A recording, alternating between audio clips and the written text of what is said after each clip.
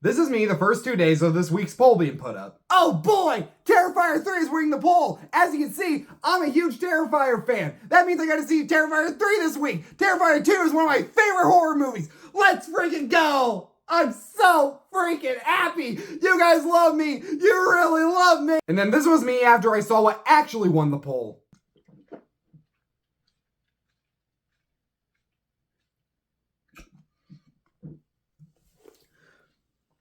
You bitches!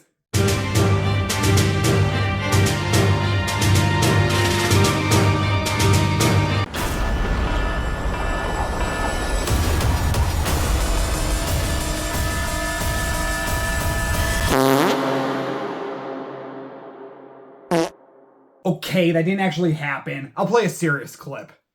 Are you seeing this? Wait, what? I am the new All Might.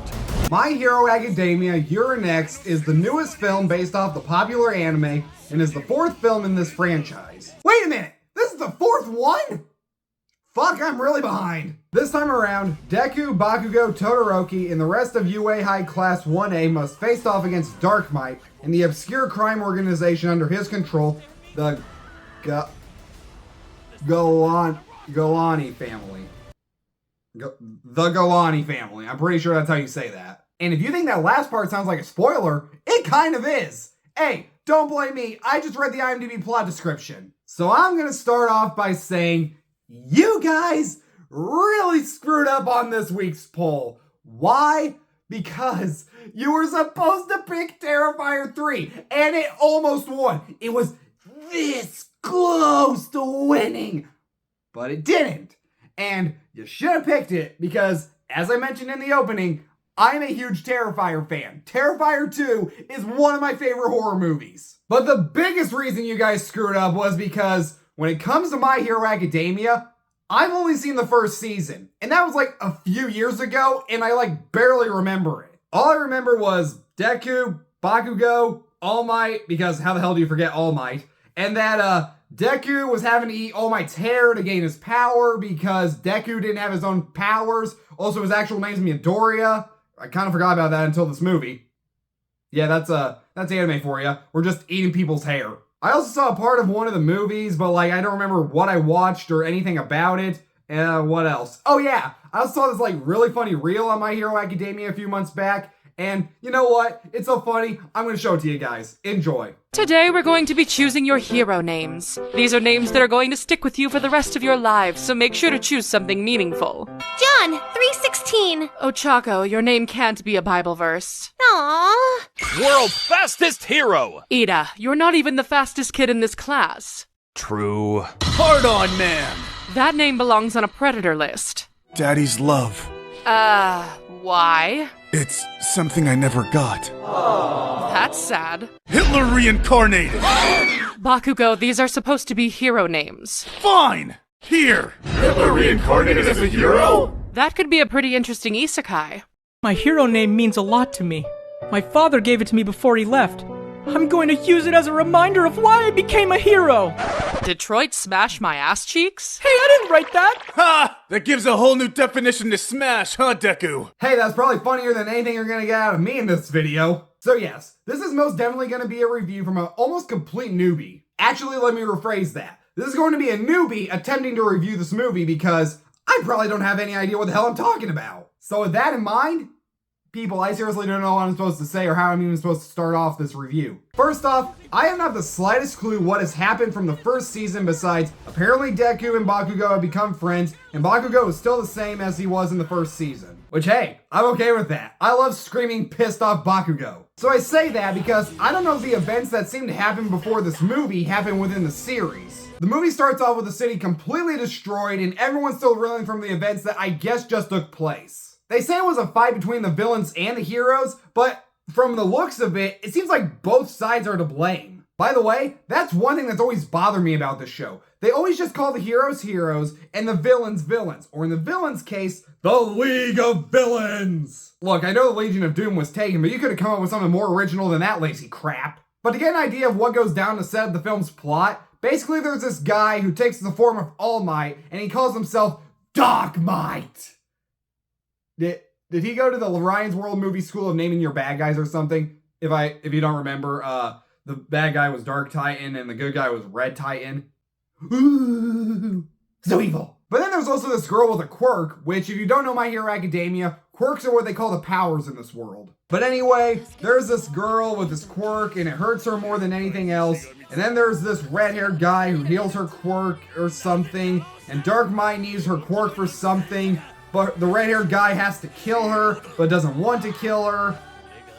You getting all this? Because I'm not. Okay, basically, long story short, All Might is Superman, Dark Might is Homelander, so the class is basically fighting less evil Homelander. But I will say that the one thing I quickly picked up on was that this has almost a similar plot to One Piece film Red, in which there's this red-haired guy who helps this girl, and our leads are stuck in this fake reality through the entire movie, and the villain's the one keeping them there, and oh my god, this is One Piece film Red.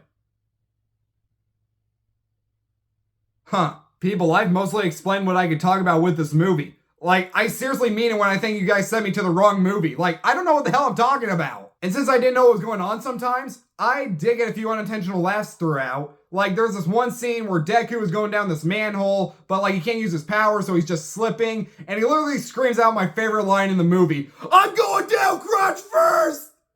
I don't know why, that just made me laugh. I also, of course, made a stupid joke to myself here and there throughout. Like, there's this one scene where someone pulls a gun out of somebody, and Deku's all like, "Hey, put that away!" Which led me to say, "Meanwhile, at the Diddy party." Ha, I'm funny. Also, damn, I really don't remember a thing about this show, or like, I didn't watch much of it at all, because Deku's like throwing out all these power punches, and he'll go like, "St. Louis punch! Wisconsin punch!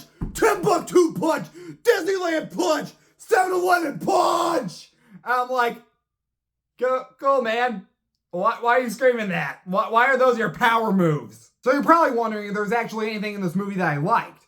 Well, actually, I didn't even say if I liked the movie or not. So as someone who basically went in blind without almost any knowledge of this show, I gotta say it was kind of a mixed bag for me. I like the setup for the movie with this whole thing with the fake All Might, but for the first half of it, I found it kind of dull.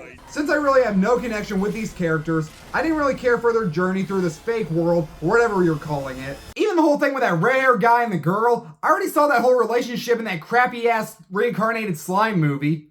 God, I forgot that even existed till now. This also just feels like a collection of episodes crammed into a 1 hour and 50-minute runtime to make this a movie, because there are a lot of points where I kept thinking it was about to switch over to the next episode. Not even kidding, throughout the movie I was just like, next episode, oh that's next episode, hey we're going to the next episode, oh it's already over, next episode. Oh, and instead of having actual opening credits, it more starts off with like an intro that you would see in the TV series. But once we got to the climax where everyone is beating each other's asses, it actually picked up a ton and became a lot of fun. And as a somewhat newcomer, I did follow the movie pretty well and did enjoy myself enough, especially in that last half. So I guess for my recommendation, I'll say if you're a fan of My Hero Academia, then you should definitely check this movie out immediately. But if you have no affiliation with this series, you can just skip it. But if you do have to go watch it for some reason, you'll get some enjoyment out of a few scenes where there's like action and stuff. Honestly, I feel like some of this was kind of a waste of a review, but if you guys enjoyed it, that's all that matters. But just for that last half, I'm gonna give My Hero Academia, You Are Next, a low B. By the way, I cannot be the only one who wishes this movie was actually called My Hero Academia.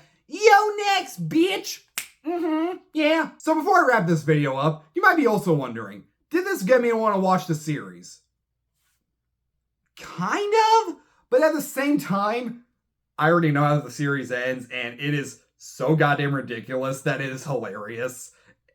You know what? I just want to tell you how My Hero ends. So if you don't want to know how My Hero Academia ends, this is basically the end of the video, so you can just turn it off. So from what I've heard, I have not done my research on this. This is just what I've heard, and I want to keep it this way. Basically, Deku loses his powers and has to go work at McDonald's, and his classmates feel so bad for him for losing his powers that they just buy him an Iron Man costume so he can play superhero. I love that. It's so stupid. It's so oh my god, it's so dumb.